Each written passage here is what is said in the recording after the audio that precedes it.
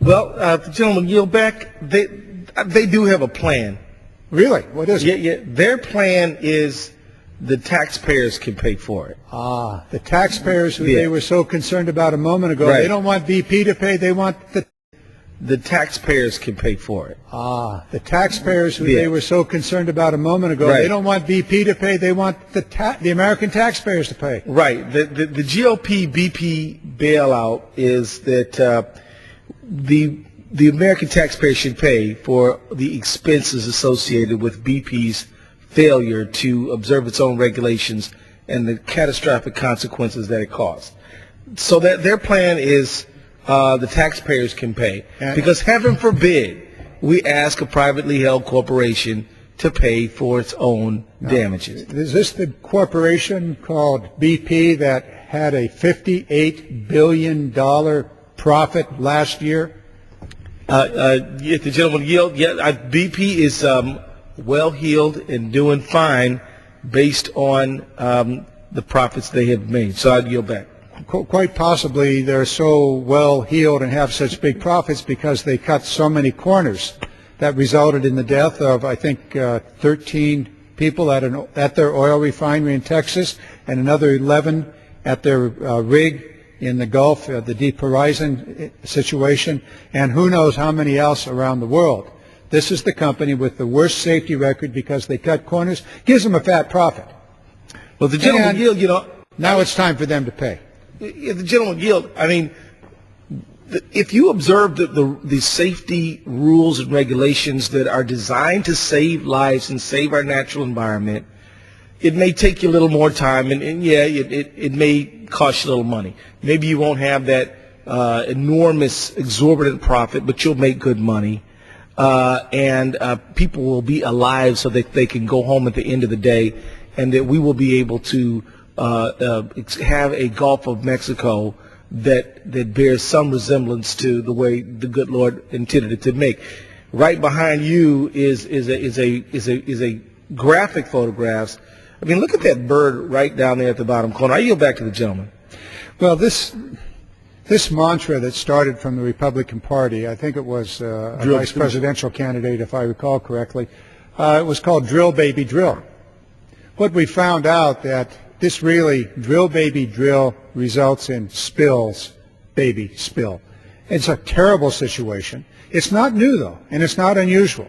In the last 17, 18 years in the Gulf of Mexico, in these shallow water, deep water drilling operations, there have been 38 blowouts. None as catastrophic as this. But this is not a new situation.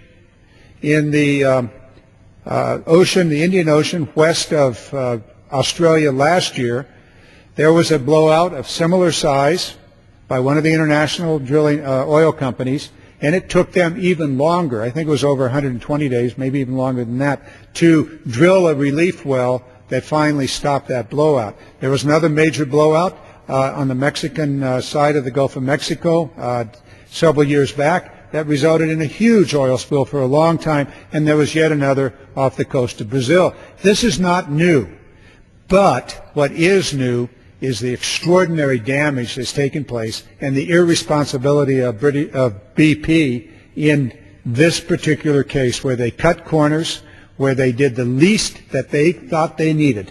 Instead of maximum, be prepared, they did exactly the opposite. And now we're faced with this catastrophic event.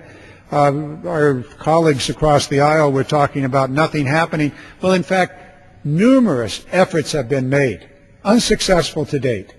The capping, the effort to activate the blowout preventer, on and on and on. And hopefully in the next couple of weeks we will have one of the relief wells intersecting the existing well that blew out, and we can bring this thing to a stop.